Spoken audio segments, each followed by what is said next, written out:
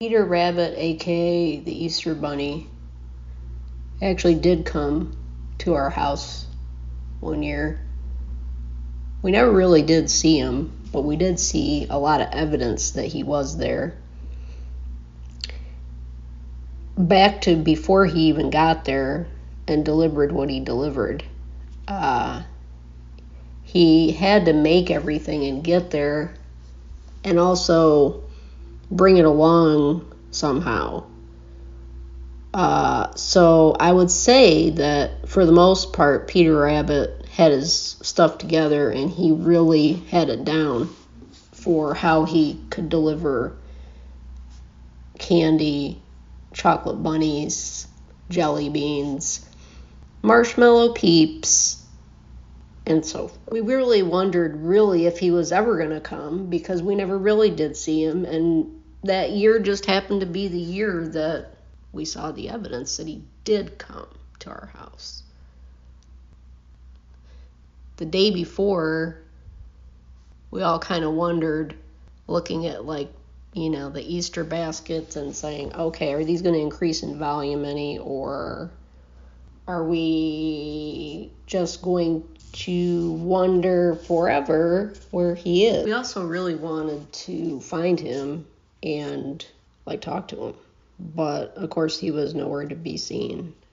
We did see, however, Easter baskets that were filled with everything, even hand-painted eggs and foil-covered chocolates, jelly beans of every flavor, and marshmallow peeps, and of course chocolate bunnies, along with several other spring-type things that you have as a kid growing up. Bubbles, bubble soap, and we just were amazed still that he came to our house and almost got away with it without the footprints. But we did see the paw prints, not the footprints. We did see the paw prints, and there was that evidence of it. I think he had a lot of houses to go to still. I kind of wondered about that and how tired he was going to be, at the end of all that. We should have left him, I think, something similar to Santa Claus. I think we should have left him some cookies or some pancakes or something to give him some energy to go to all these houses and give everyone these treats.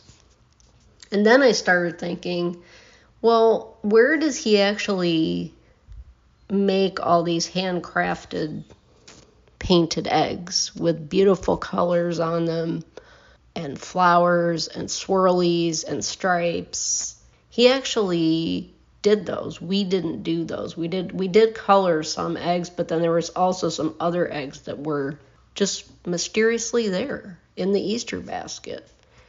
I often kind of believe that he had a kind of underground workshop and he would do the similar preparation all year underground in a huge rabbit hole, and his family also helped probably too to get everything ready. I don't believe he had reindeer. I believe that he had a cart, like a huge cart, and he would just go refill it in between. So that is kind of how he did it, I believe. After we saw all the wonderful Easter treats that we got, we still started looking for him because I truly believed he still might be somewhere around. We looked behind the stove, we looked in closets, and what I will tell you is we did actually look in all different areas of our house, and we couldn't find him. There was, however,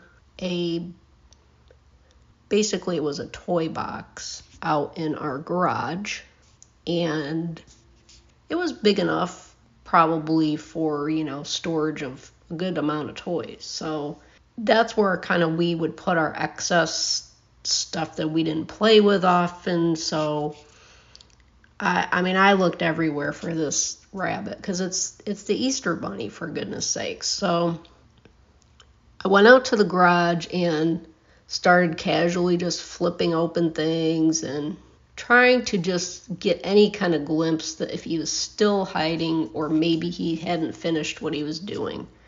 And I opened that box, that toy box, and I saw some white fur.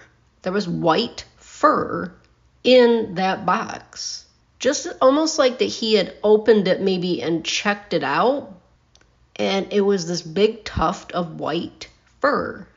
Soft like bunny rabbit fur. I couldn't believe it. He had made it out to the garage. So I checked, oh my goodness, is he still here for real? No, he wasn't. But he was a curious rabbit, so that showed that for sure. And so as I went back in from the garage, I remarked how wonderful the yellow lemon jelly beans were and how the Easter Bunny thought of us again for another year. Just was totally excited about that. And the fact that there was a lot of different things to play with, like bubbles and jump ropes and just having a good time. One thing for Easter that is the coolest thing is to make pancakes in the shape of an Easter bunny. So you just take a circle and then take and cut out the shapes for the ears out of pancake. And then you could put a face on it, which would be a rabbit face. And you could remember that the Easter Bunny came to your house that day. That is a great idea, I think, to remember the fact that it's Easter. Easter pancakes. And so that is pretty much how the Easter Bunny came the one year to our house. Is it the end of the story? No, because he came to our house many years, and he still is coming. I wonder what kind of evidence we're going to see this year. I just wonder.